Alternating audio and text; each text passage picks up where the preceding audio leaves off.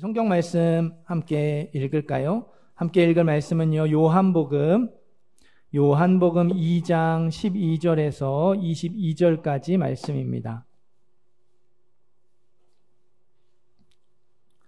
요한복음 2장 12절에서 22절까지의 말씀, 제가 가지고 있는 성경은 신약 145페이지에 있습니다. 요한복음 2장 12절에서 22절까지의 말씀, 제가 한 절, 여러분이 한 절 교독하여 읽습니다. 그 후에 예수께서 그의 어머니와 형제들과 제자들과 함께 가버나움으로 내려가셨으나 거기에 여러 날 계시지는 아니하시니라.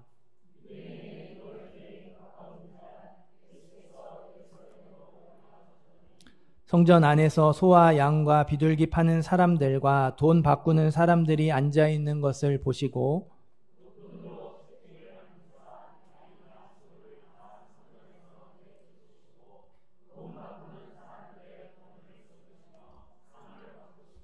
비둘기 파는 사람들에게 이르시되 이것을 여기서 가져가라. 내 아버지의 집으로 장사하는 집을 만들지 말라 하시니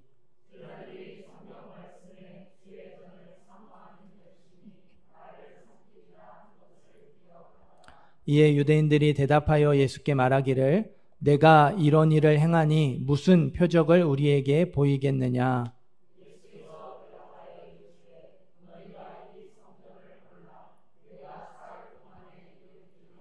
유대인들이 이르되 이 성전은 46년 동안에 지었거늘 내가 3일 동안에 일으키겠느냐 하더라.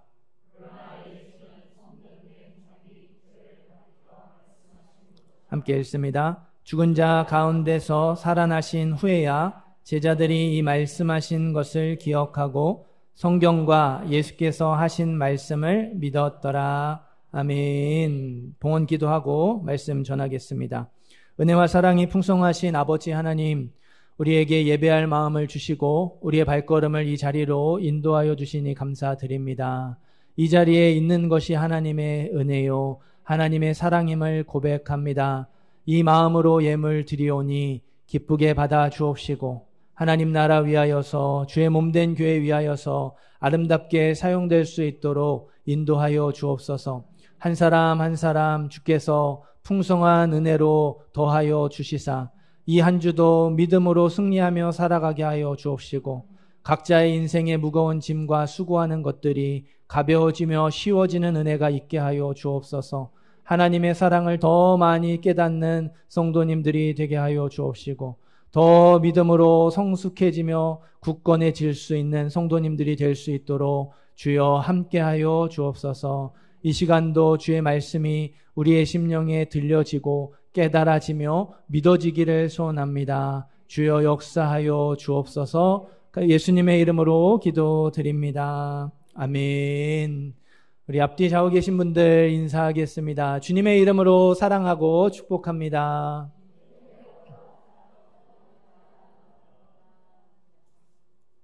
장사하는 집을 만들지 말라. 장사하는 집을 만들지 말라 제목으로 말씀 전하겠습니다. 어떤 목사님의 설교집에 나온 내용을요 그대로 인용해 드리겠습니다. 미국에 계신 분인데요, 2002년에 그 미국 한 지역에서 연합 부흥회가 열렸대요. 강사로 온 부흥사 이분이 가족 구원에 대해서 또 자녀의 앞날, 자녀의 축복에 대한 메시지를 이렇게 열정적으로 전하셨습니다. 부흥회가 끝날 무렵이었어요. 이렇게 부모, 형제, 친척의 구원을 놓고서는 마음 아파하는 분들 그 자리에 계실 거 아니에요. 또 자녀가 잘 되기를 바라는 마음으로 헌신하며 기도하는 부모님들이 그 자리에 계실 거잖아요. 그런 분들에게 $2,000, 20달러 아니고요, 200달러도 아니에요, $2,000입니다. $2,000를 헌금하면 하나님이 그 여러분의 문제를 해결해 주실 거라고 하는 거예요. 제가 이걸 읽으면서 이건 아닌데 좀 생각이 들었어요. 근데 부흥사 이분이 이제 그렇게 얘기하고 나서 헌금 바구니를 돌리면서 전국에서 만나보자 그날 아침 거기서, 이 찬양 있죠. 만나보자 저기 배는 저 천국 문에서, 이 찬송을 부르게 한 거예요. 제가 이걸 읽다가 이렇게 여기까지 이렇게 나오는 거를 꾹 눌러 참았어요. 헌금을 이렇게 요구하는 것까지는 그래요. 그분의 이제 또 믿음이니까 그럴 수 있어요.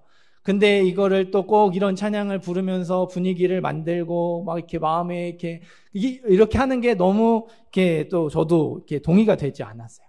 뻔하죠. 막 이렇게 곳곳에서 막 흐느껴 울면서 기도하는 목소리가 터져 나왔어요. 헌금을 안 하면 안 될 것 같은 분위기가 형성이 되었죠. 이 부흥회에 참석했던 이 목사님, 설교집을 쓰신 목사님도 너무 마음이 불편했대요. 그래서 다음날 아침 일어나자마자 이런 집회는 절대로 하면 안 된다. 다시는 하면 안 된다. 지역 신문에다가 글을 올렸대요. 며칠 뒤에 이 부흥회 측으로부터 연락이 왔어요. 이번 부흥회에 헌금이 가장 많이 나왔는데 이렇게 대놓고 어깃장을 놓으면 어떡하냐는 호통이었습니다. 그러면서요, 부흥회에 참석했던 성도의 간증을 들려주는 거예요. 가족을 한국에 두고 혼자 미국에 오셨어요. 영주권이 안 나와가지고 10년째 외로이 한국에 가지도 못하고 외롭게 지내는 분의 이야기였습니다. 이분이 부흥사의 말을 듣고 감동을 받아서 슈퍼마켓에서 일하면서 한 푼, 두 푼 모았던 돈 1,700달러를요 헌금으로 다 드렸대요. 그 헌금 봉투에다가 2,000달러 안 되잖아요. 300달러 모자라잖아요. 그러니까 이분의 마음이 워낙 너무 순수하셔서 2,000달러를 드릴 수 없고 1,700달러, 300달러 모자란 돈이지만 이게 제 전부입니다. 제발 영주권 나오게 해주세요. 저를 위해 간절하게 꼭 기도해 주세요. 이 제목을 적었대요. 부흥회 측이 이렇게 믿음으로 헌금하는 사람도 있는데 당신이야말로 왜 목사의 책임을 다하지 않냐며 몰아세웠다요. 됩니다. 이어 나오는 목사님의 대답이에요. 그분에게는 그 돈이 피 같은 돈일 텐데 만약 그분이 영주권을 받지 못한다면 그건 착취입니다.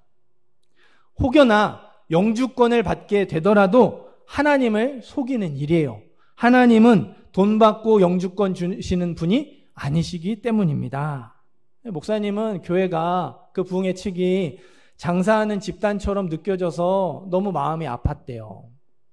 20년 전 미국의 한 지역에서 일어났던 이야기이지만 우리가 들으면서도 혀를 차고 그러면 안 되지라는 마음이 들지요. 2000년 전 이스라엘 땅 예루살렘에서도요, 똑같은 일이 벌어졌어요. 예루살렘 성전 안에 어떤 사람들이 있었어요? 장사하는 사람들이 있었습니다. 예수님이 그 장사하는 사람들 다 내쫓으셨죠. 우리는 이거를 성전 청결 사건이라고 불러요. 그런데 성전 청결 사건, 오늘 말씀 읽으면서 뭔가 이상한 거 안 느끼셨어요? 이상하셔야 되는데. 네. 마태, 마가, 누가복음에서는요, 예수님의 공생의 사역 마지막에 이게 나와요. 예수님 돌아가시기 전에, 직전에 성전을 청결하게 하신 일이 나오죠. 오늘 요한복음에서는요, 예수님 사역 시작점에 첫 번째 유월절에 성전을 깨끗하게 하신 일이 나와요. 뭐가 맞을까? 여러 가지 해석이 있습니다. 우리는요, 성경의 기록대로 예수님이 사역을 시작하실 때 한 번, 또 돌아가시기 직전에 또 한 번, 이렇게 2번 있었다는 해석을 받아들일 거예요. 그러니까 오늘 말씀은 2번의 성전 청결 사건 중에 몇 번째예요? 첫 번째에 해당하는 이야기입니다. 13절 말씀을 우리 한 번 더 읽어볼게요. 13절 말씀 읽습니다.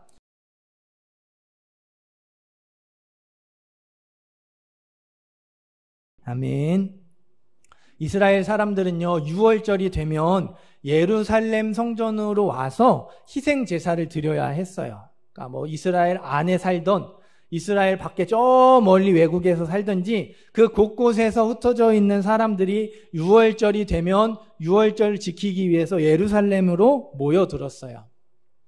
이스라엘 역사가 요세푸스에 따르면요, 6월절 희생 제사에 사용된 동물이요, 무려 25만 5,600마리였대요. 몇 마리요? 네, 25만 5,600마리. 6월절은요, 딱 하루입니다. 그 뒤에 일주일은 그냥 무교절이라고 해서 그 절기를 지키는 거예요. 6월절 희생 제사를 드리는 날은 딱 하루예요. 하루 동안 25만 5,600마리를 잡았어요. 아무리 못해도 25만 명 넘는 사람들이 희생 제사를 드리기 위해 예루살렘을 찾아왔다는 말이겠죠. 한 사람당 한 마리 아니고 가족당 한 마리로 희생 제사를 드렸을 수도 있으니까 그 이상 훨씬 많은 인원이 예루살렘에 모여들었을 거예요. 정확한 자료는 아니지만요. 당시의 예루살렘 크기가요. 200에이커 정도 되었다고 해요. 에이커가 우리에게 익숙한 면적 단위가 아니라서 그런데요. 에버랜드, 우리 중고등부 학생들 에버랜드 알죠? 에버랜드의 면적이 135에이커 정도 된대요. 그러니까 그때 옛날 예루살렘은 에버랜드보다 조금 더 컸다라는 이야기겠죠. 그냥 넉넉하게 잡아서 에버랜드를 2개 합친 공간, 그곳에 한 40만 명 되는 사람들이 모여 있다고 생각해 보세요. 그냥 가만히 아무것도 안 하고 서 있어도 움직일 수 없을 정도로 비좁을 거예요. 근데 거기에 그냥 공터가 아니잖아요. 건물도 막 여기저기 있고 곳곳에 이렇게 성전도 있고 그런 남는 공간에 40명 되는 사람들이 빼곡하게, 그러니까 막 이리 치이고 저리 치이고 정신이 없었을 거예요. 애 안 잊어버리면 다행이겠죠. 예수님 12살 때 요셉과 마리아가 유월절 지키러 예루살렘에 왔다가 예수님 잃어버렸죠. 찾지 못하고 며칠 동안 헤맸던 게 충분히 이해가 될 거예요. 이 어마어마한 인파가 예루살렘에 뭐 하려고 모였어요? 유월절 희생제사 드리려고 모였어요. 유월절 희생제사를 드리려면요 2가지가 필요했대요. 첫 번째는요 성전 건물을 유지하고 보수하는 데 필요한 돈, 성전세가 필요했어요. 두 번째는 희생제사에 사용할 흠이 없는 제물, 흠이 없는 제물이 필요했습니다.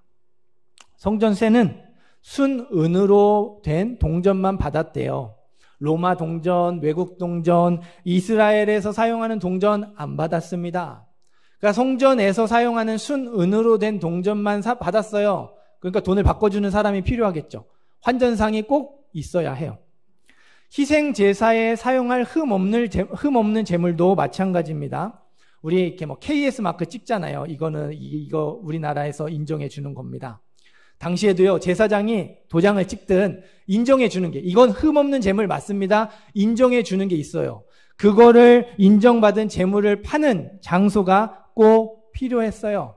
왜냐면요, 양이든 소든 비둘기든 이렇게 제사를 드리려고 집에서 준비해서 갖고 옵니다. 그러다가 예루살렘을 오는 길에 동물이 병이 들 수도 있고 어디 긁혀서 상처가 날 수도 있어요. 그러면 어떻게 돼요? 말짱 도루묵이에요. 예루살렘에 가가지고 다시 제물을 구해야 하죠. 그러니까 살고 있는 곳이 예루살렘으로부터 멀리 떨어져 있을수록 이런 일들이 많이 일어났어요. 그러다 보니까 아예 사람들이요, 집에서 빈손으로 출발합니다. 돈 갖고 출발해요. 그래가지고 예루살렘에 와서 제물을 준비하는 거죠. 그게 훨씬 더 절약이거든요. 이중으로 돈을 쓰지 않을 수 있었어요. 순은 동전으로 바꾸어주는 환전상, 유월절 희생제사를 위해 필요한 사람이었죠. 흠없는 제물을 파는 동물시장, 유월절 희생제사를 위해서 꼭 필요한 장소였습니다. 꼭 필요한 사람과 꼭 필요한 장소였는데 예수님이 다 뒤집어 엎으셨죠. 다 내쫓으셨어요. 왜 그랬을까요? 이리 14절, 15절, 16절 말씀 함께 읽겠습니다. 14절부터 읽습니다.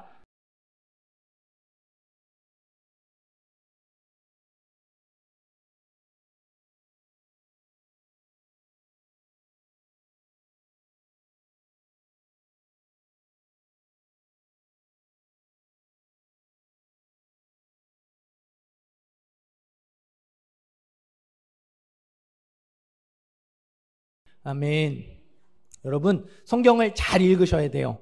예수님이 돈 바꾸는 거 하지 마라, 재물 파는 거 하지 마라, 이거 잘못이다 말씀하지 않으셨어요. 성전 안에서 돈을 바꾸는 게 잘못이고 성전 안에서 재물을 파는 게 잘못이라고 말씀하셨어요. 이것을 여기서 가져가라, 여기에서 하지 말고 밖에 나가서 하라는 거예요. 이건 필요한 거니까 해야 되는데 여기가 아니라, 성전 안이 아니라 성전 밖에서 해야지 왜 성전 안에서 이걸 하냐고 꾸짖으시는 거죠.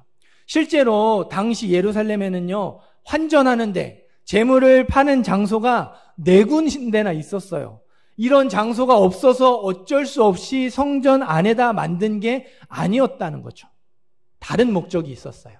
아주 더러운 목적이 있었습니다. 유월절은 소위 말하는 대목이에요. 어마어마한 사람들이 모여들잖아요.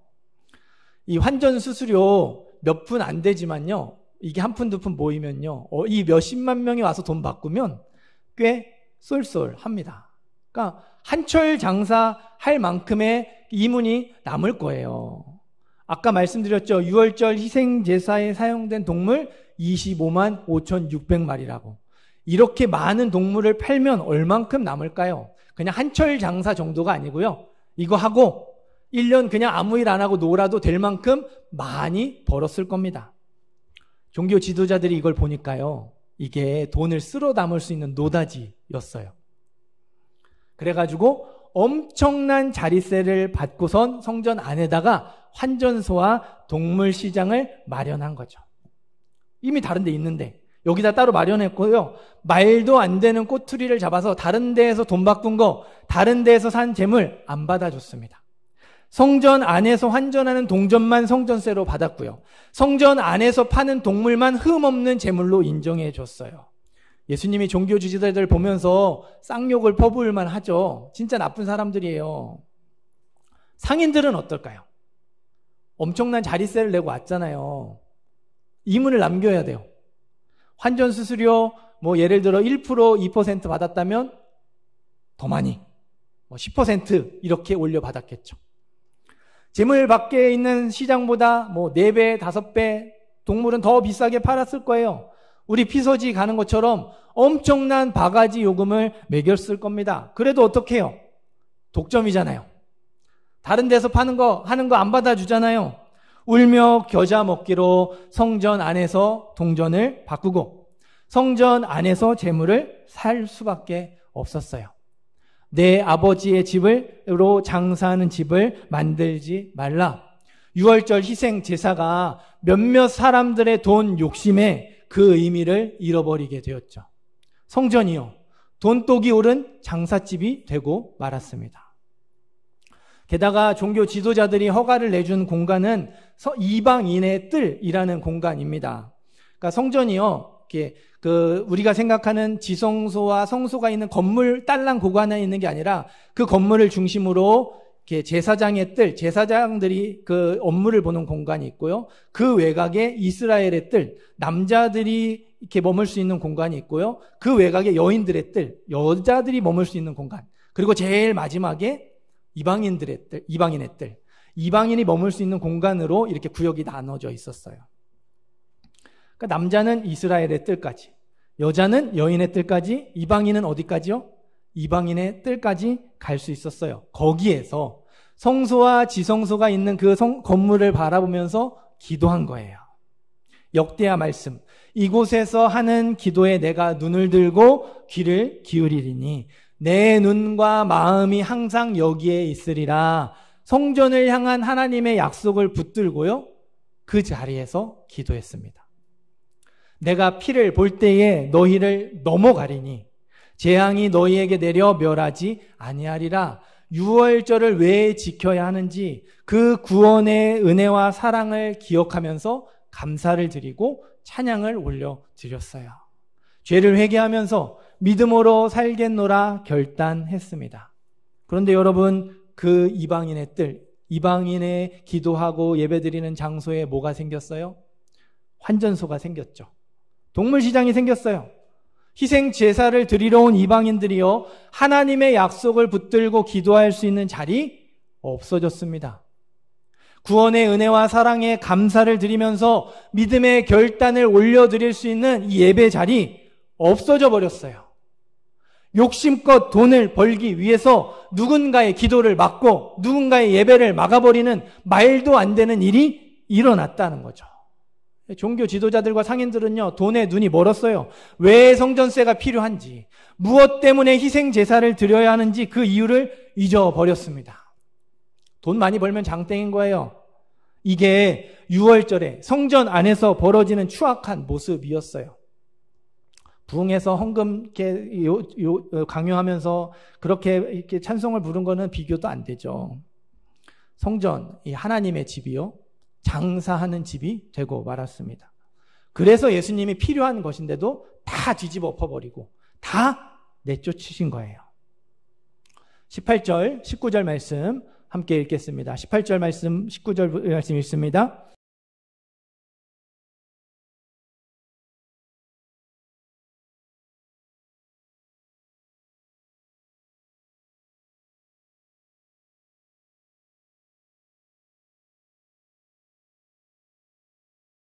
아멘. 여러분, 종교 지도자들이 이게 잘못이라는 걸 몰랐을까요? 알았을 거예요. 그런데도요, 양심에 화인이 맞은 것 같아요. 예수님이 그 이방인의 뜰을 본래의 모습으로, 본래의 목적으로 회복시키고 되돌려셨다는 소식을 듣고서요, 아, 올 게 왔구나. 언젠가는 이렇게 될 줄 알았어. 부끄러워하거나 후회하지 않았어요. 도리어 화를 냈죠. 소식을 듣자마자 자리를 박차고 냉큼 달려와서는요, 내가 감히 뭔데, 네가 뭔데 이런 짓을 저질렀냐, 표적을 보이라고 그러죠. 네가 메시아라도 되냐, 메시아가 아니고선 이런 일 하면 안 돼 라고 윽박을 지르는 거예요. 네가 뭔데 우리의 돈줄을 건드리려는 거죠. 그러자 예수님이 당당하게 선언하셨어요. 너희가 이 성전을 헐라, 내가 사흘 동안에 일으키리라. 그래도 깨닫지 못합니다. 아니, 이 성전을 짓는데 또 46년의 긴 시간이 걸렸는데 어떻게 사흘 동안에 다시 지을 수 있어? 이거 알고 봤더니 미친놈이었네. 예수님의 말을 헛소리로 넘겨버렸습니다. 예수님은 눈에 보이는 건물, 예루살렘 성전을 향해 말씀하신 게 아니었죠. 자기 몸, 자기의 몸을 성전으로 가리켜 말씀하셨어요. 예수님이 십자가에 죽으시고 사흘 만에 다시 살아나심으로 친히 성전이 되겠다, 참된 성전이 되겠다 선언하신 것이죠. 구약의 시대에는요, 예수님 오시기 전에는요, 하나님이 눈에 보이는 건물, 예루살렘 성전을 통해서 이스라엘과 함께 하셨고, 거기 성전에서 이스라엘의 기도를 들으셨어요. 그러나 예수님이 오신 이후에 예수님의 십자가 죽음과 부활을 통해서 모든 사람, 저와 여러분 한 사람 한 사람이 하나님을 직접 만나게 되었죠. 성전에 가지 않아도, 성전을 통하지 않아도 하나님을 아버지라 부르며 어디서든지 기도할 수 있게 되었어요. 예수님이 유월절 어린 양이 되심으로 희생 제사 더 이상 필요 없게 되었어요.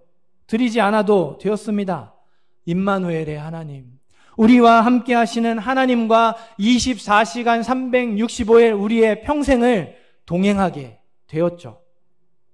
이스라엘이 성전을 통해서 하나님의 함께 하심을, 하나님의 사랑하심을, 하나님의 도우심을 확인할 수 있었다면요, 저와 여러분은요, 예수의 이름을 통해서 하나님의 함께 하심을 확인하고 하나님의 사랑을 확인하고 하나님의 은혜를 확인하게 되었어요. 우리 고린도전서 6장 9절에서 19절에서 20절 말씀을 찾아보겠습니다.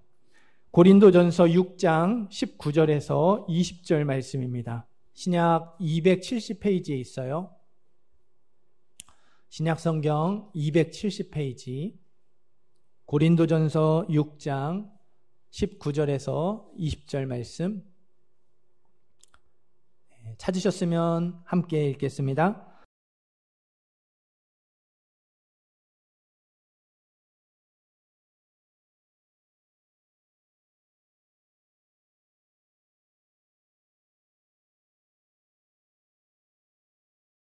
아멘.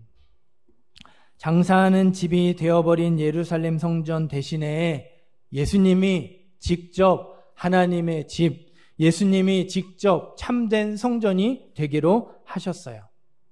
그리고 그 참된 성전이 되신 예수님이 저와 여러분의 몸을, 저와 여러분의 인생을 값으로 사셨습니다. 그래서 저와 여러분의 몸이, 저와 여러분의 인생이 또 다른 성전, 또 다른 하나님의 집이 되게 하셨어요. 우리가 예수 그리스도를 닮아가는 가운데 우리의 삶이 하나님을 기쁘시게 하는 삶이 되기를 원하세요. 우리가 나의 영광, 나의 자랑, 나의 기쁨을 위해 살아가는 것이 아니고요. 하나님의 영광, 하나님의 기쁨, 하나님의 자랑을 위해 살아가기를 원하세요. 사랑하는 성도 여러분, 저와 여러분의 인생, 저와 여러분의 성전은요, 장사하는 집인가요? 아니면 하나님의 집인가요? 예수님은 우리 한 사람 한 사람이 하나님의 집이 될 수 있도록, 성전이 될 수 있도록 자기의 생명을 값으로 주셨어요.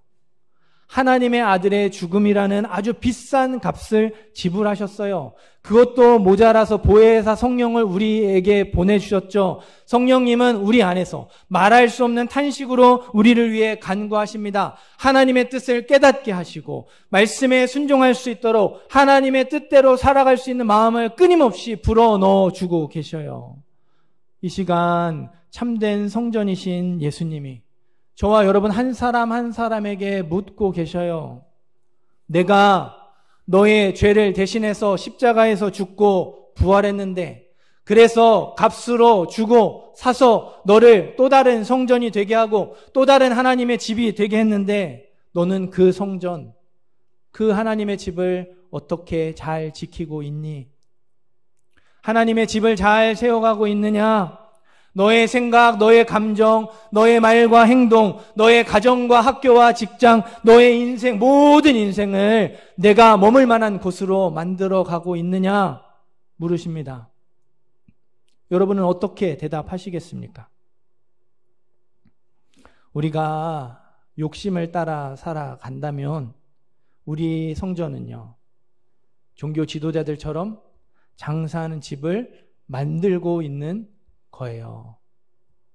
내 뜻, 내 생각이 기준이 되어서 마음 내키는 대로 살아간다면 우리의 인생은요, 절대로 하나님의 집이 될 수 없습니다. 내가 힘겹게 공들여서 쌓아왔던 것, 예수님이 그렇게 다 필요한 것이지만 다 뒤집어 엎고 내쫓으셨던 것처럼요, 우리도 처음부터 다시 세워가야 할지도 몰라요. 내 아버지의 집으로 장사하는 집을 만들지 말라. 예수님의 음성에 귀를 기울이셔야 합니다. 이렇게 예배드리는 공간, 우리가 교회라고 부르는 이 건물만 하나님의 집, 성전이 아니에요. 교회만 하나님의 집, 성전이 아니라 우리 한 사람 한 사람이 교회요, 하나님의 집이요, 성전이에요. 그러니까 우리의 인생, 우리의 가정도 하나님의 집이고 성전이라는 말이에요. 그러니 여러분, 아침에 일어나서 저녁에 잠들기까지 우리가 행하는 모든 일을요, 하나님과 연결시켜 보려고 노력해 보시기를 바라요. 내가 행하는 모든 일들을요, 어떻게든 하나님과 연결시켜 보려고 노력하셔야 해요. 매번 똑같은 집안일이죠. 매번 똑같은 학교 수업이고요. 매번 똑같은 직장 일과입니다. 그러나 이걸 하나님이 나에게 맡겨주셨어요. 이 집안일, 이 학교 공부, 이 직장 일을 나에게 맡겨주셨어요. 무엇을 위해서? 하나님의 영광을 위해서 하라고. 그러니 이걸 어떻게 하면 하나님을 위해서 할 수 있을까? 매번 반복되는 평범한 일상이지만 이걸 어떻게 하면 죽게 하듯 할 수 있을까? 고민하셔야 돼요. 고민하고 또 고민하시기를 바라요. 하나님이 맡겨주신 일이니까 하나님을 위해서 할 수 있도록 도와달라고 기도하셔요. 알려달라고, 가르쳐달라고 하나님의 지혜를 간구하시기를 바라요. 그러면 예배의 자리를 통해서 또 개인적으로 말씀을 읽고 기도하는 가운데 깨닫게 해주시는 은혜가 있습니다. 거기부터 순종하시면 돼요. 거기서부터 하나님의 집을 세워가시면 되는 거예요. 어제는 평소보다 1시간 일찍 설교 이 원고를 다 마무리 지었어요. 보통은요, 토요일 날 이렇게 오후 한 11시 정도 넘어서 이게 원고가 끝납니다. 아니면 12시 다 될 때까지도요, 이게 마무리하지 못할 때도 종종 있어요. 근데 어제는 10시 조금 넘어서 끝났어요. 이게 이제 다 끝난 건 사실 100% 다 끝난 건 아니었어요. 그러니까 이쯤에서 예화가 필요한데 생각나는 에피소드도 없었고 이제 이렇게 찾아보는데 이렇게 마땅한 자료들이 없었어요. 그래서 그럴 때는 그냥 저는 예화 없이 이렇게 설교를 하거든요. 준비를 하거든요. 하나님이 또 이렇게 그런 거에 안 주시나 보다. 그리고 마무리를 하고 내려와서 이제 교회 곳곳을 이렇게 점검하고 이제 집에 갈 준비를 하는데 하나님이 저에게 그런 마음을 주시는 거예요. 너 오늘 이거 말하면 되잖아. 이거 예화로 쓰면 되잖아. 마음을 주셨어요. 제가 설교 원고를 그렇게 토요일 늦게까지 마무리를 못하는 이유가 있어요. 이걸 보여드리고 싶은데 제가요 다 써요. 문장 하나, 단어 하나를요 책 쓰듯이 이게 하듯이 하나하나 다 씁니다. 그러니까요 시간이 오래 걸릴 수밖에 없어요.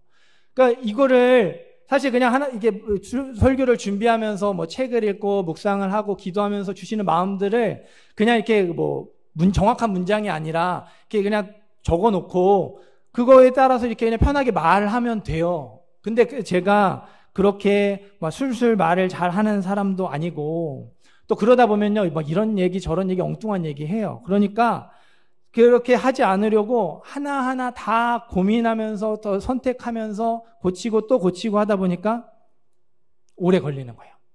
엄청 스트레스 받습니다. 이거 제가 원고 하나 쓸 때마다 이렇게 수명이 줄는 것 같아요. 그 정도로 스트레스를 많이 받아요. 그래서요 그런 기도도 많이 해요. 하나님 저도 그냥 편하게 쓰면 안 될까요? 그냥 이렇게 간단하게 요점과 개요만 이렇게 적고 가서 올라가서 편하게 설교하고 싶어요 라고 기도도 해요. 그런데 어쨌든 하나님이 제게 주시는 마음은 이렇게 끝까지 다 쓰는 거라 가지고 그렇게 쓰려고 노력을 합니다. 지난 금요일에도 금요 기도회 끝나고 저기 앉아가지고 또 기도하는 거예요. 하나님 어떻게든 이 원고 좀 잘 쓰게 해주세요. 이게 좀 머리에 있는 그 생각들을 잘 풀어서 하게 해주세요. 기도하는데 하나님이 저에게 너는 누구 위해서 설교하니? 물어보시는 것 같았어요. 그래서 사실 제가 큰 교회 목사도 아니고 그러니까 이게 제가 설교를 잘한다 이렇게 하기 위해서 하는 거 아니거든요.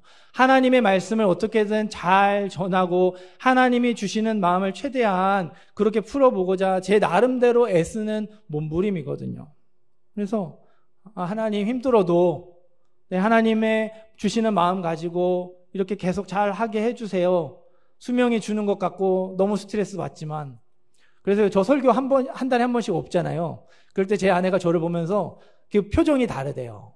네, 사람이 되게 사는 것 같대요.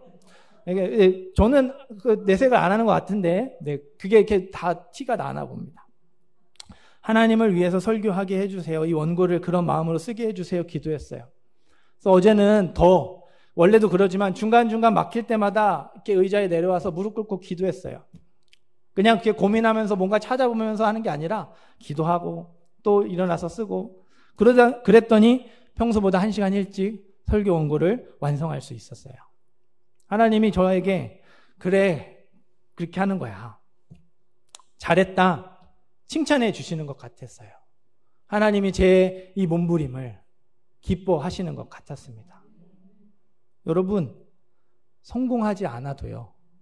유명해지지 않아도요. 하나님의 영광이 될 수 있어요. 어떻게 보면 하나님의 영광이 되는 삶은요. 하나님과 나만 아는 그 둘 사이의 비밀인 경우가 훨씬 많은 것 같습니다.